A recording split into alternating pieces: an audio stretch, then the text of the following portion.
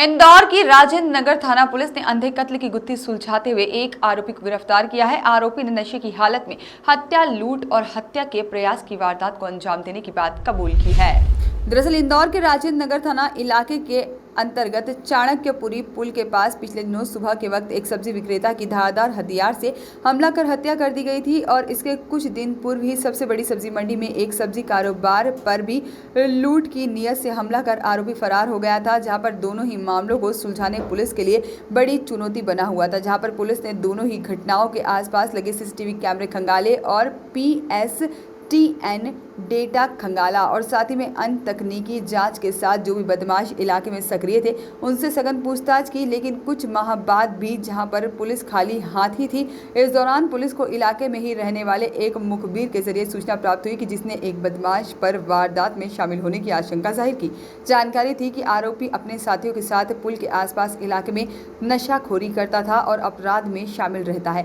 जहां पर पुलिस ने आरोपी को हिरासत में लेकर उससे सघन पूछताछ शुरू की तो वह पुलिस की सख्ती के आगे झुक गया और कायम नहीं रह सका और उसने इलाके में दोनों वारदातों को अंजाम देने की बात कबूल कर ली। पुलिस ने आरोपी के कब्जे से लूटी हुई सोने की चेन, वारदात में प्रयुक्त हथियार बरामद कर लिए हैं। आरोपी नशे की हालत में वारदात को अंजाम देते थे और अक्सर सुबह के वक्त ही वारदात करते थे। अक्सर सुबह के वक्त कई सब्जी व्यापारी नगद राशि लेकर मंडी में खरीदी करने जाते थे और साथ ही में इन्हीं पर वह अपना निशाना बनाते थे। पतारशी कर आरोपी को गिरफ्तार करने वाली टीम को मेरे द्वारा 5,000 रुपये के नगद इनाम से पुरस्कृत किया गया। Thank you. ले गए और उनसे जो इनपुट मिला, उनसे पूछताछ में जो अन्य बदमाशों के नाम सामने आए उनको लेकर लगातार पुलिस प्रयास कर रही थी। तभी एक नाम अजय उर्फ अज्जू का सामने आया। यह 13 जुलाई को चौथरा मंडी में सब्जी व्यापारी के साथ हुई घटना में संलिप्त है। कल थाना प्रभारी राजेंद्र नगर सुश्री अमृता को सूचना प्राप्त हुई कि ये अपने क्षेत्र में आया हुआ है। इन्होंने घेराबंदी करके कल उसको हिरासत में लिया और लगातार रात भर की पूछताछ के बाद उसने स्वीकार किया। लगातार हमारे एडिशनल SP, CSP और थाना प्रभारी तंत्र इनकी टीम लगातार उससे पूछताछ की और पूछताछ पर उसने स्वीकार किया कि हाँ, हमने 13 जुलाई की व्यापारी के साथ में लूट करने का प्रयास किया था। जब सफल नहीं हो पाए तो उसको चाकू मारकर उसको गले में मारकर भाग गए थे।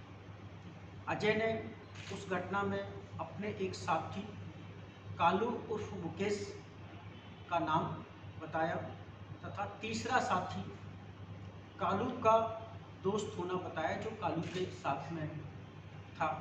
उसको उसने बोला कि मैं नहीं जानता, कालू को उसके बारे में जानकारी है, ऐसा इसका कहना है।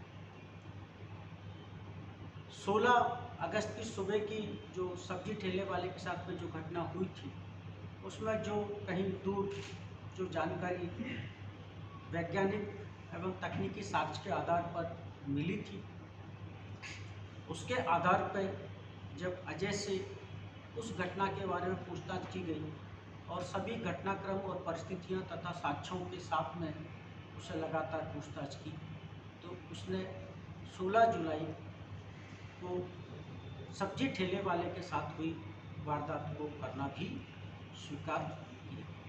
जैसा कि अजय ने बताया, जो घटना की परिस्थितियों को देखकर हमने अनुमान लगाया था कि ये अपने साथियों के साथ साथ सुबह सुबह सब्जी मंडी चौथा मंडी क्षेत्र में ही वारदात करते थे। किसी का मोबाइल छीन लिया, किसी के जो पैसे ऐसे मिले वो छीन लिए, अल सुबह ये वारदातें करते थे।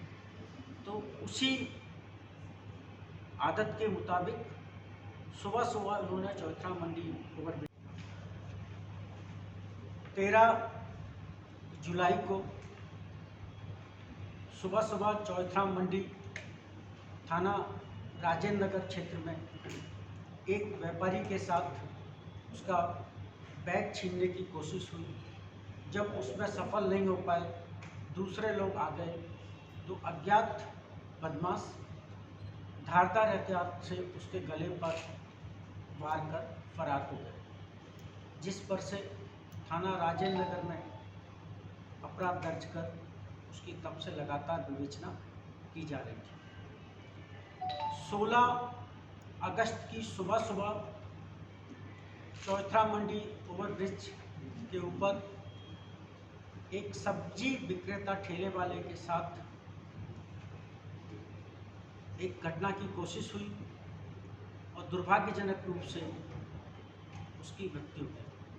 मूलतः उसकी चैन छीनने की कोशिश हुई थी और जब मौके पे हम सभी अधिकारियों ने उसका मौका मुआयना किया तो प्रथम दृष्टया ये पाया था कि उसके गले की चैन टूटी हुई थी और उसका एक हिस्सा नहीं था। सब्जी ठेले वाले के शरीर में केवल एक ही चाकू का घाव था। घटना की जो परिस्थितियां थीं उससे ये निष्कर्ष निकाला गया था कि अज्ञात आरोपियों द्वारा सब्जी ठेले वाले की चैन लूटने का छिनाने का प्रयास किया, जिसमें संभवतः उसने किसी को पकड़ लिया और उसके कारण उसको चाकू मारकर वो भाग गए। चूँकि दुर्भाग्यजनक उसकी मृत्यु हुई थी तो उसमें धारा 302 का प्रकरण कायम कर विवेचना में लिया गया। कल तब से लेकर एडिशनल एसपी जोन 2 डॉक्टर प्रशांत चौबे, सीएसपी अन्नपूर्णा श्री बीपीएस परिहार के नेतृत्व में थाना प्रभारी राजेंद्र नगर सुश्री अमृता सोलंकी के साथ साथ उनकी पूरी टीम इन घटनाओं की पतारसी में लगी हुई थी। बीच में एक आध दो घटनाक्रम और आए जहां पुलिस को सफलता मिली। Bureau report, voice of rights.